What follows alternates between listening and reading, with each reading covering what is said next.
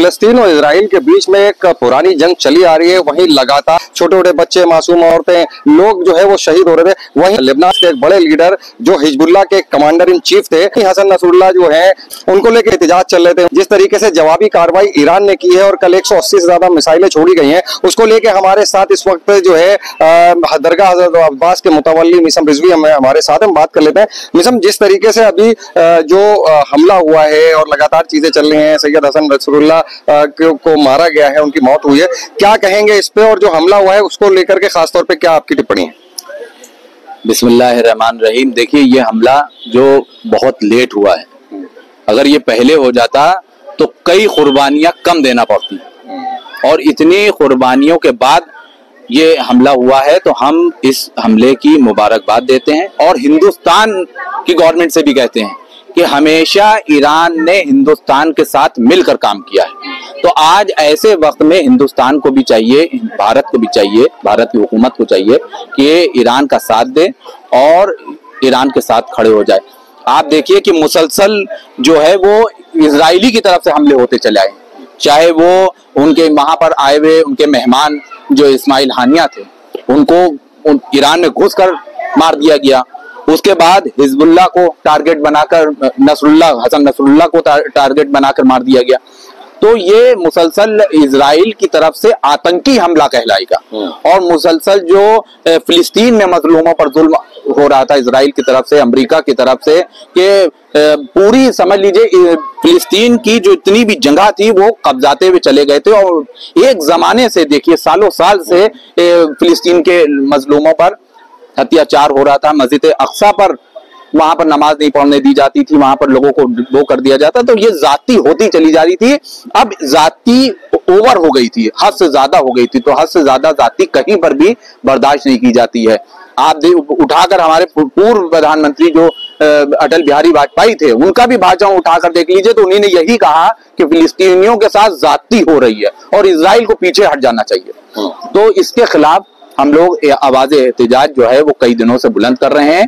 और जो कल हमला हुआ वो बिल्कुल हमला होना जरूरी था। अगर वो हमला ना होता तो इजराइल और अमेरिका की और हिम्मत बढ़ती और मजलूमों पर ज्यादती होती और जुल्म होता। लेकिन वहीं इजराइल एक तरफ लगातार ये कह रहा है कि हम इससे बड़ा जवाब देंगे, और वो डराने की कोशिश कर रहा है। अभी तक कोई इस तरीके की कार्रवाई नहीं हुई है। क्या लगता है कि क्या वो जो डरा रहा है उससे डरना चाहिए, या इन सब चीजों को गिरल भपकी समझनी चाहिए? देखिए, आप बयान उठा के देखिए, अगर इजराइल ने कहा है कि हम इससे बड़ा हमला करेंगे, तो फिर ईरान ने भी कहा है कि उसका जवाबी हमला वो बर्दाश्त नहीं कर पाएंगे।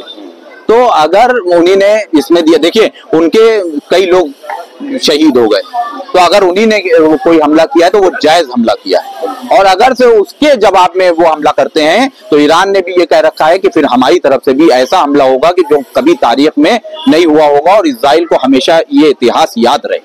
एक सवाल है बड़ा कि हिजबुल्लाह को लगातार लेबनान का जो एक संगठन था उसको लगातार कहा जा रहा था कि आतंकवादी संगठन है, और वहीं दूसरी तरफ सैयद हसन नसरुल्लाह को एक आतंकी कहा जा रहा था कि आतंकी को हमने ढेर कर दिया है। इस पे क्या टिप्पणी? देखिए, अगर अपने देश के नागरिक को बचाना, अपने देश की सुरक्षा को करना आतंकवादी है, तो वो बिल्कुल गलत कह रहे हैं। या तो कोई ऐसा तारीख उठाकर देखे, हमारे क्या भी पूरी एक लिस्ट है हिंदुस्तान की कि कौन आतंकी है कौन नहीं है। तो ये हमारी मीडिया को समझना चाहिए कि हमें किसे आतंकी कहना है और किसे नहीं कहना है।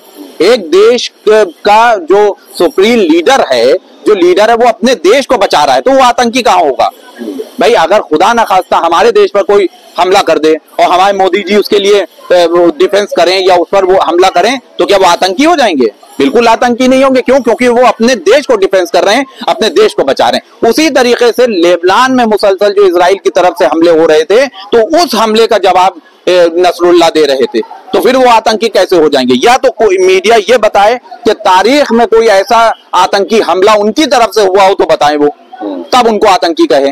तो बिल्कुल गलत उनको आतंकी कहा जा रहा है।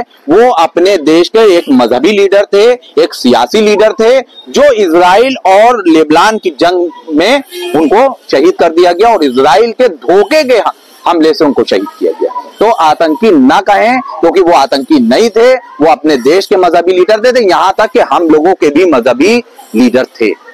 तो आप देख रहे हैं कि किस तरीके से मिसम ने बेबाकी से जवाब दिए हैं और कहा है कि जो है हसन नसरुल्लाह वो कोई आतंकी नहीं थे, अपने देश को बचाना ये आतंकवाद नहीं है। वहीं दूसरी तरफ कहा कि जिस तरीके से ईरान ने जो हमले किए हैं, लगातार इसराइल पे 180 से ज्यादा मिसाइलें छोड़ी गई हैं, ये एक जवाबी कार्रवाई बहुत जरूरी थी जिससे कहीं ना कहीं इसराइल दहशत में आएगा। लेकिन वहीं इसराइल का कहना है कि हम इससे बड़ा कुछ करने वाले हैं। अब ये वक्त बताएगा कि आगे ईरान, इराक और इसराइल और फिलिस्तीन क्या होगा, ये वक्त बताएगा। कैमरा पर्सन मोहम्मद नूर के साथ Junaid Pathan, 9 PM news live, Lucknow.